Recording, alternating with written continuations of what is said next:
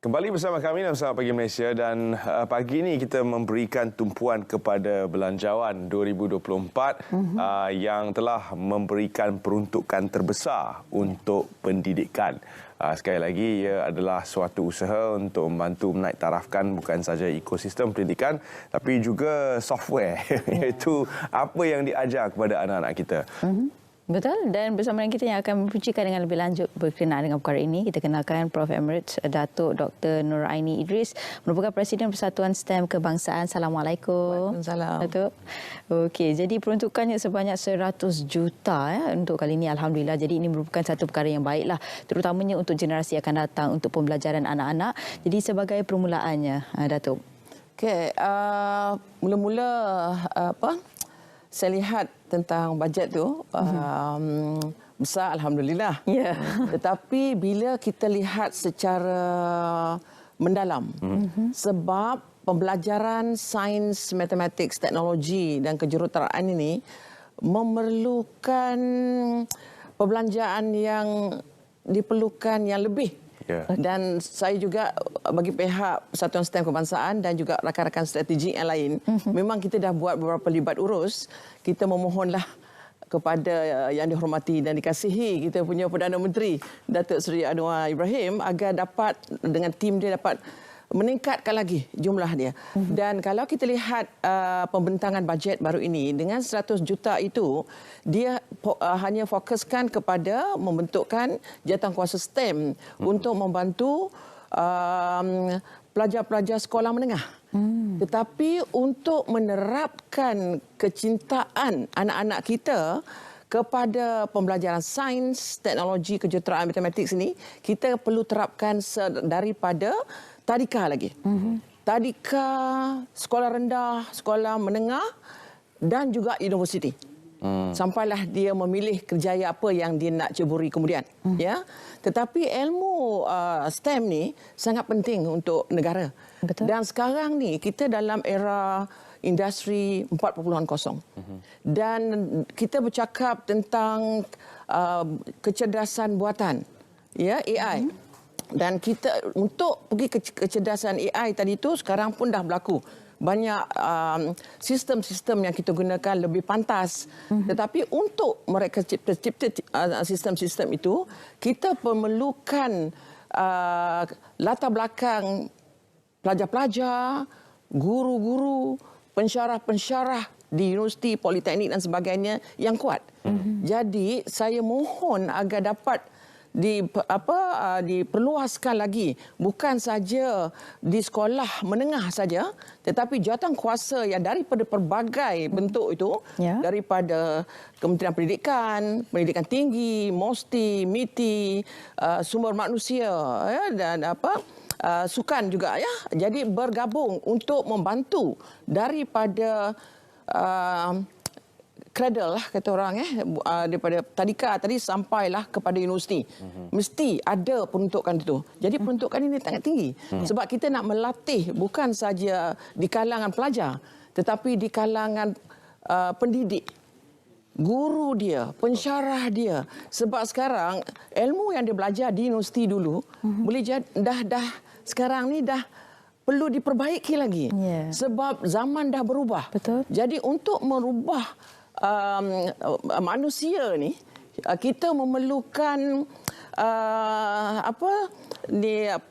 tunjuk ajar, latihan yang berterusan. Betul. Kita tak boleh ajar hari ini kita ajar Terence gunakan kata grafik, satu hari dia pun tekan, dia dah boleh guna. Tapi tak boleh. Sebab dia nak guna sambil tu gunakan apa kaitan dengan maths, apa kaitan dengan sains, apa kaitan dengan kehidupan seharian. Bagaimana dia nak menyelesaikan masalah harian. Kalau sekolah rendah pun kita cakap apa masalah yang dihadapi dalam kehidupan seharian dia. Dia kata rumah dia kawasan sekolah dia banyak sampah. Apa nak buat? So kaitkan dengan konsep-konsep sains tadi tu. Jadi dan apa teknologi yang boleh digunakan.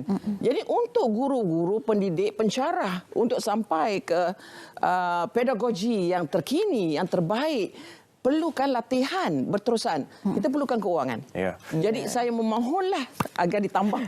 Itu baru latihan tadi. Ya. Itu guru. Kita juga bila di dalam makmal sains, kita ada pembantu makmal. Pembantu makmal kita pun mesti yang cakap. Betul. Mesti tak boleh lagi hanya sekadar susun test tube. Jadi perlukan keuangan di situ. Kalau negara kita nak pergi ke arah yang lebih saintifik, teknologi, kita sangat memerlukan keuangannya lebih. Ya, kita dapat lihat peruntukannya akan digunakan walaupun besar, peruntukannya akan digunakan untuk pembinaan sekolah baru. 26 sekolah baru jika tidak silap saya secara keseluruhan, 18 blok baru dan juga hanya 100 juta dikhususkan untuk makmal komputer.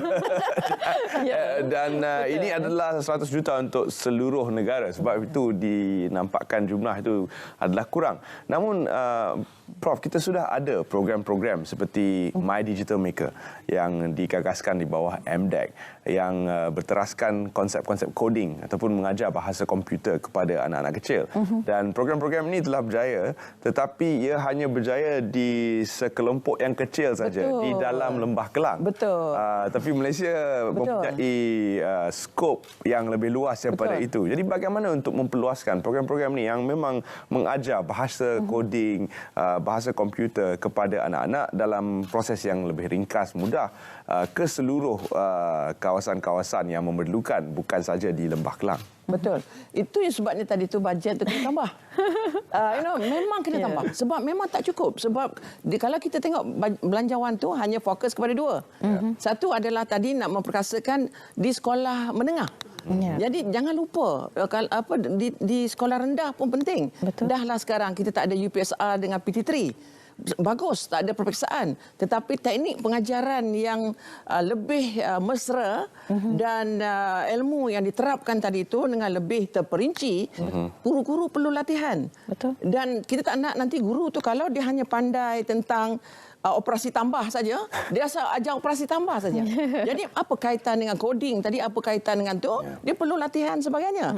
Jadi kena perluaskan, bukan saja sekadar sekolah menengah, tetapi daripada tadika hinggalah ke universiti.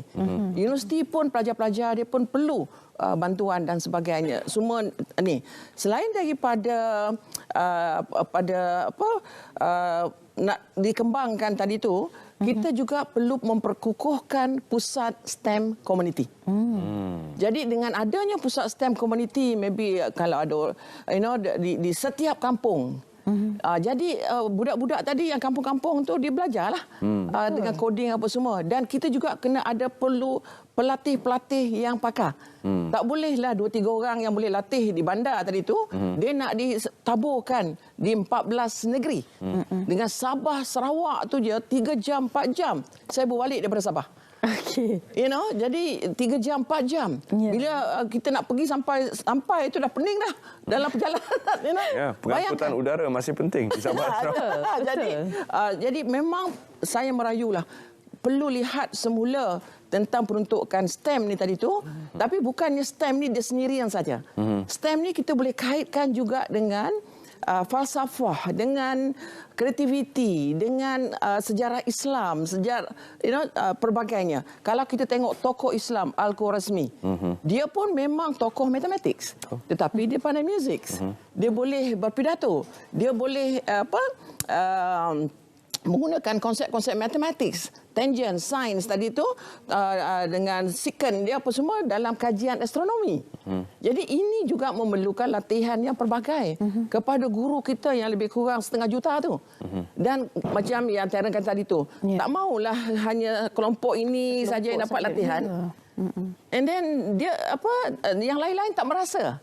Kita nakkan seluruh 14 negeri ni tadi tu, dengan adanya pusat STEM community tadi tu, dan kita libatkan mana-mana yang dah pencen ke apa semua yang boleh membantu di komuniti tu. Saya dah buat di Bacuk.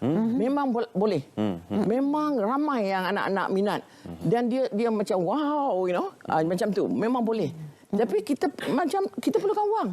Semua perlukan wang. Tapi bukanlah kita boleh bincangkan, kita boleh, tapi bila wang dah keluar, kita mesti ada jawatankuasa pemantauan.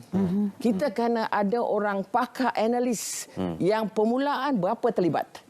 Berapa keuangan yang digunakan. 6 bulan selepas tu apa impak dia. Kita tak nak dia bersukaria saja. Betul.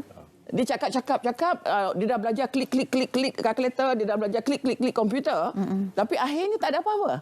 Dia sendiri pun tak reti apa itu coding. Nampak tak? So kita tak nak. Maknanya dia sendiri dah boleh menghasilkan sesuatu. Macam dulu di Universiti Melaya, kita ada mengeluarkan jago-jago yang dapat projek nipah dulu kan. Jadi kita kena keluarkan ahli-ahli macam ni. Apa yang saya lihat, pelajar-pelajar tidak ada masalah. Kalau kita ada pendidik yang betul-betul dididik dengan ilmu, dengan yang terkini dan sebagainya. And then memang boleh berjaya. Prof, mungkin soalan ni sensitif sikit. Jadi saya kena fikir semula sebab saya sekarang ni saya mewakili kaum lelaki, ingin bertanya kepada kaum wanita. Benar atau tidak wujudnya jurang jantina dalam pembelajaran STEM di mana anak-anak perempuan dilihat kurang berminat dan kurang cenderung ke arah topik-topik dan subjek STEM? Sebab dia bukan kurang berminat. Tetapi pelajar-pelajar perempuan ni cara pembelajaran dia lebih kepada mendengar, dia boleh dia sangat teliti dan dia tak berapa bagus dalam projek-projek yang apa sebagainya. Tapi anak lelaki ni dengan nampak aja gadget-gadget ni dia akan ambil. Dia kadang-kadang saya pun dia boleh lawan. Dia bukan lawan apa, maknanya dia boleh ni Datuk, saya dah hasilkan yang daripada dalam kesenian ke dengan mathematics. Lebih advance. Boleh advance. Jadi itu yang sekarang ni guru-guru kita kena kita ajar supaya dia boleh seimbang. Macam mana pembelajaran perempuan tadi tu, macam mana kita nak terapkan dia. Dan peluang pekerjaan untuk wanita juga mesti diperluaskan. Dan gunakan juga pakar-pakar wanita yang cerdik pandai ini di dalam membuat keputusan. Jangan tinggalkan mereka. Kita ada Datuk Asmah di sini, bekas Presiden ASM. Beliau dengan idea dia dan sebagainya. Kita ada Tan Sri Mazlan dengan planetarium astronomi dia. Ramai lagi yang pakar-pakar perempuan walaupun mereka ni dah retired. Tapi gunakan. Jadi dia juga akan membantu bagaimana membuat keputusan untuk pelajar-pelajar perempuan tadi supaya dia juga jadi minat belajar seimbang. Dan negara kita perlukan semua ni. Wow. Okey, secara ringkasnya Datuk mungkin boleh kongsi juga lah, ialah kalau kita nak bergerak seiring, maksudnya tadi community STEM perlu ada. Peralatan juga amat penting dalam situasi sekarang ni kan, untuk kita menuju ke arah yang lebih moden dan juga teknologi yang lebih tinggi. Secara ringkas, sangat setuju. Datuk, kita perlukan infrastruktur. Jadi itu sebabnya tadi saya merayu sangat dengan Datuk Seri Anwar supaya tambah bajet untuk infrastruktur. Sebab kita ada 14 negeri. Dan kita nak hidupkan juga di kampung-kampung dengan cara warisan tetapi saintifik. Dan kita nak juga budak-budak tu masuk ke dalam bilik komputer, makmal sains. Dalam bajet dia hanya sebut makmal komputer. Kita kalau makmal komputer betul-betul makmal komputer yang berbeza, internet power, yang ada cara setting up dia tu memang ada teamwork untuk berbincang. Kalau kita tengok di Singapura, di UK, di Finland ya. Kalau makmal sains pun tak disebut dalam tu. Makmal sains pun perlu ada daripada sekolah rendah, sekolah menengah, University of lagilah. Jadi saya sangat merayulah untuk ditambah bajet itu. InsyaAllah. Kita sudah pun mempunyai kelengkapan 5G, 5G. Dan alhamdulillah kita dikatakan antara yang terpantas di dunia, bahkan terpantas di rantau ini, ASEAN. Kita mempunyai rangkaian 5G dan konektiviti yang terpantas. Mungkin kita boleh berikan idea ataupun cetusan idea kepada cara untuk menggunakan 5G tadi bagi memperluaskan lagi dan merapatkan jurang teknologi di antara kita di bandar dengan mereka yang sangat memerlukan kelengkapan-kelengkapan di Sabah, Sarawak dan kawasan-kawasan yang berada jauh. Betul. Bagus.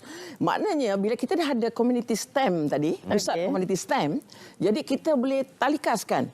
Ya, kita punya 5G tadi itu, dan daripada pusat tu pula pergi kepada pengguna-pengguna anak-anak, maybe ada tuition online.